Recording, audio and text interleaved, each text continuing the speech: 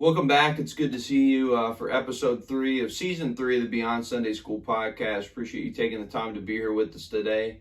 We hope that you're having a good day, and we appreciate you being here as we jump into chapter 2 of Ecclesiastes today. Hopefully you've been able to watch the first 2 videos where we've gone through and looked at Solomon's journey through chapter 1. And last week we started kind of like a mini series within the series of this idea of what can satisfy. Last week we talked about worldly wisdom, how Solomon strived for worldly wisdom, wisdom under the sun, and he comes to the conclusion that it's vanity, it's worthless. Solomon was given wisdom by God, but that wisdom means nothing apart from God. And today we're going to be going into a section where we're talking about wealth.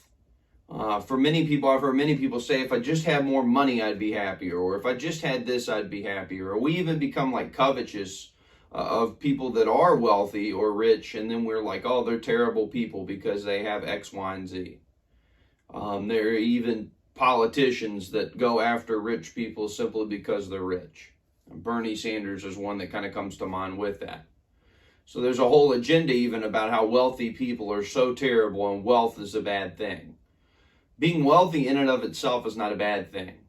But if wealth goes above God, that's when it becomes wrong. Jesus himself even said, you can't serve 2 masters. You'll love one, you'll hate the other. You'll give more to one and rob the other, in a sense. And then he comes to the conclusion you can't serve God and mammon. Well, mammon is money, wealth. And Solomon does what billions of people have done, probably even more than billions of people, probably even trillions of people have done since the creation of the world, and he strove after, wealth. That was what potentially Solomon's, one of his greatest downfalls was wealth, money, the amassing of, as we're going to talk about in just a moment, things, people, buildings, whatever it is. But Solomon, like many people, he desired wealth. Desire in and of itself is not a bad thing. You can desire God. You can desire to know God better. You can desire to study God's word. You can desire to pray more.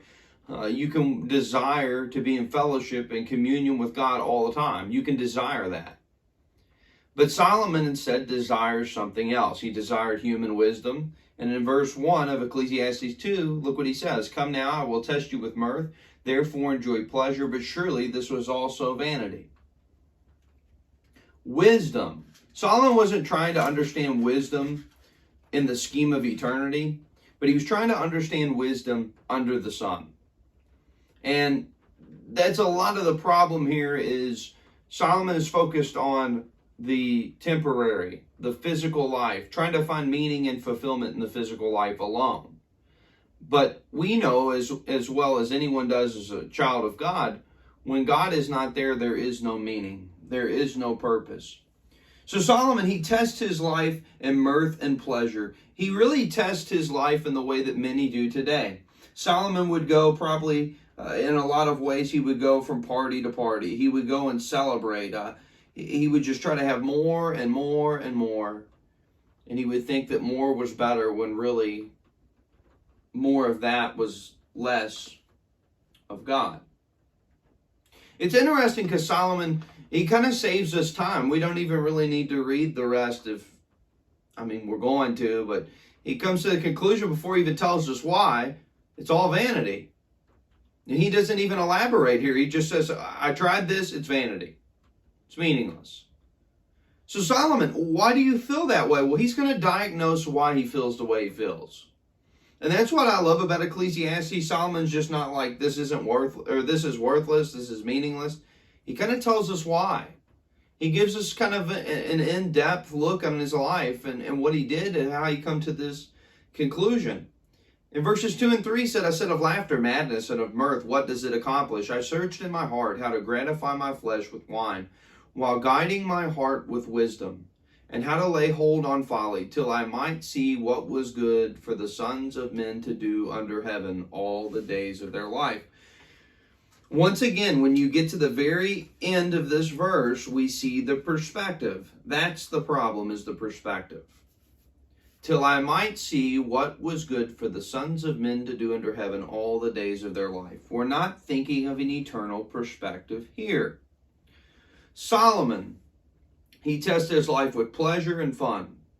It's almost like our modern day celebrities we see, where they go from party to party, entertainment to entertainment. And even it doesn't take a celebrity to do that. When they go from party to party, gathering to gathering, entertainment to entertainment, trend to trend, looking for meaning and purpose, and Solomon comes to the conclusion it's madness. It's crazy. That's what we're focused on. And Solomon even tries to use wine and frivolous amusements and different things to really give him meaning and purpose, to find out what was good for the sons of men to do under earth, or under heaven, all the days of their life. He's looking here to find the purpose and meaning for him being here and for living here. But our purpose goes all the way back to the beginning of creation. God created Adam with a purpose. God has created each of us with a purpose. You know, some of those words you might look at and you're like, huh? Laughter here that's used of fun, of a game or a party. Ecclesiastes chapter 10 at verse 19, Solomon says, a feast is made for laughter and wine makes merry, but money answers everything. Feast is made for laughter. It's a time to be enjoyable. It's fun at a game or a party. Solomon says that's not even giving me any meaning, any purpose. What did these things accomplish in the eternal perspective? He can't even find amusement and fulfillment here. What's it doing for eternity? And then mirth here, it's thoughtful pleasure, the joy of religious festivals. Numbers 10 at verse 10, it says, also in the days of your gladness and your appointed feast, at the beginning of your months, you shall blow the trumpets over your burnt offerings and over the sacrifices of your peace offerings, and they shall be a memorial for you before your God. I am the Lord your God. What was the purpose of the religious festivals?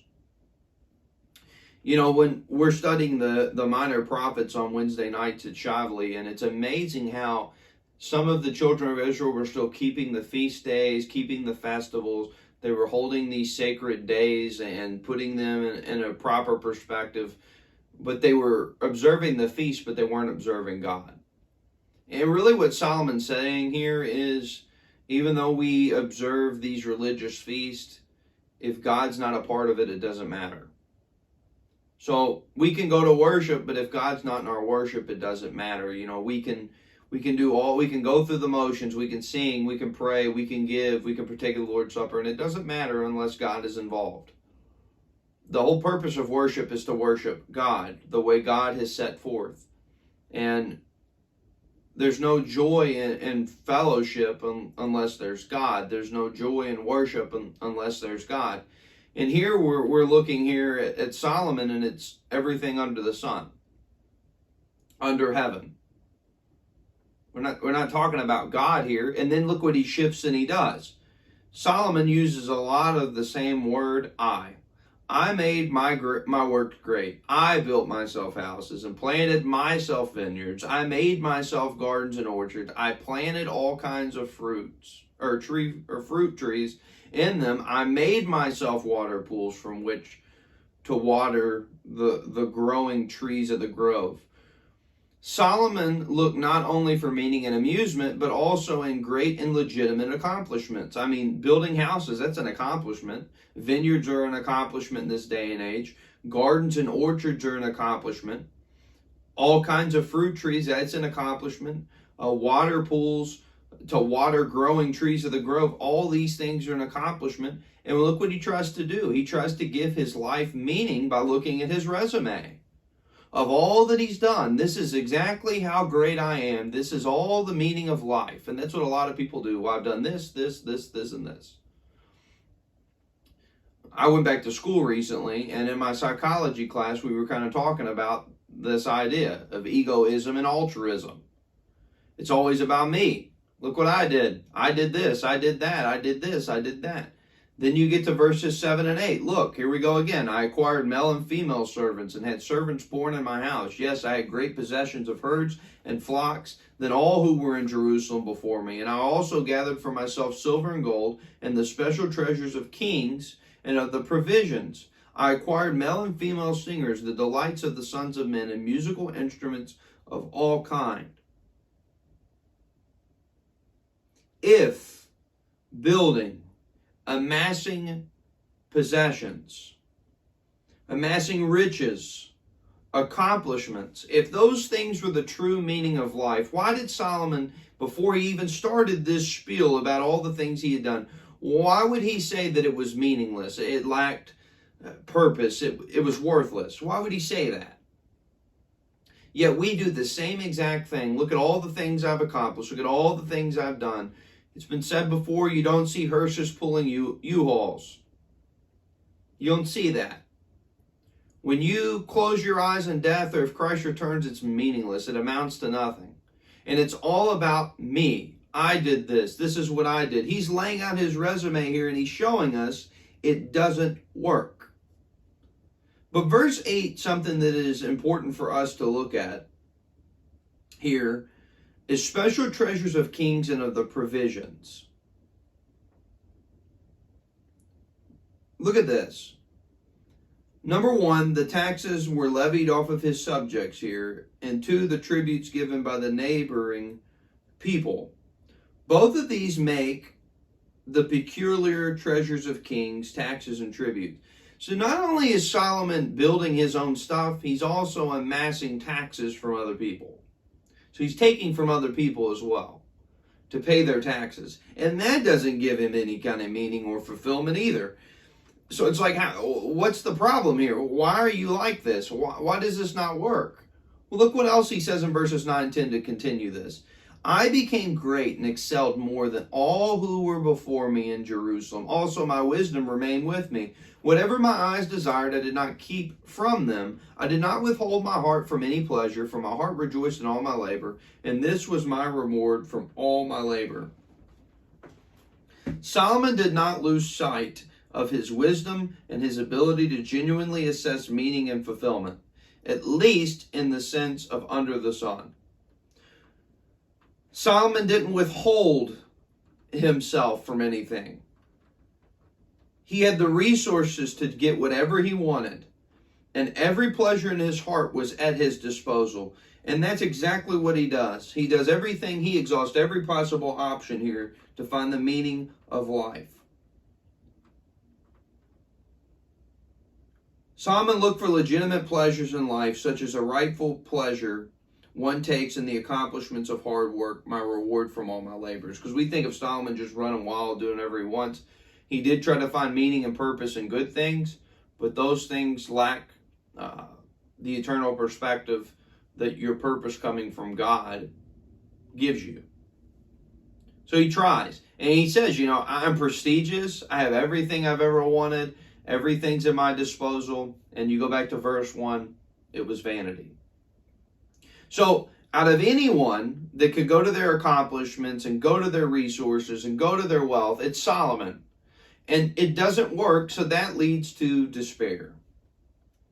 Despair. I mean, it is kind of depressing when you read this book and you hear all the great things Solomon has done, all the things that are at his disposal, and he's like, it lacks meaning. It's worthless. It's meaningless to me. Ecclesiastes chapter 2 at verse 11, it says, Then I looked on all of the works that my hands had done, and on the labor in which I had told. And indeed all was vanity and grasping for the wind. There was no profit under the sun. Solomon examines his life here, that he lived for pleasure, even legitimate pleasure, and saw that it too was meaningless. All is vanity.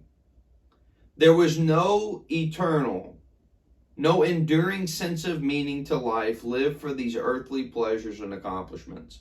Because when we stand before God, God's not going to sit there and quote all of our accomplishments. You had this portfolio and you own this real estate and you built these things with your hands and you had this much money in your bank account. God's not going to do that. We're going to be judged whether we truly live for God or not, and that's what Solomon says here. There was no profit under the sun. There's always more work to do. There's always more things to buy. There's always more and more and more. It never satisfies. That's why many people who have a lot, that's their life, that's why they have a massive void. And there are even Christians today that are the same way.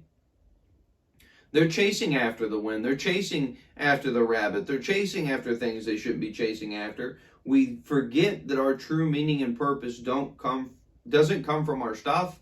It doesn't come from other people. It doesn't come from buildings. It doesn't come from wealth. It doesn't come from that. It all points back to God. Because as Solomon says, there was no profit under the sun. It didn't even satisfy here. It's definitely not going to satisfy in eternity. Wealth does not satisfy. The greatest wealth we possess is our fellowship with God. That's all that can satisfy. I would encourage you to study this a little more in depth on your own. Go through and read on this and meditate on this. It's a lot of good information for us as Christians as we're trying to live a life pleasing to God and to truly answer the question, why am I here? We're seeing it's not for wisdom, and today we've saw that it is not for wealth. Life is much more than those two things. If you're looking for a congregation to attend, we'd love to have you at Shively. You can find our sermons on Facebook.com/Shively Church of Christ. You're probably watching us on Facebook right now on the Beyond Sunday School podcast page, but you can always find us on the Shively page as well. Or you can find the first 3 podcast episodes as well as all of our sermons since last March on our YouTube page by searching Shively Church of Christ. Once again, we appreciate so much you taking the time to be here today. We'll be back again tomorrow for our pulpit preview. And then we will be meeting at 9:30 for Bible study and 10:30 for worship Sunday morning.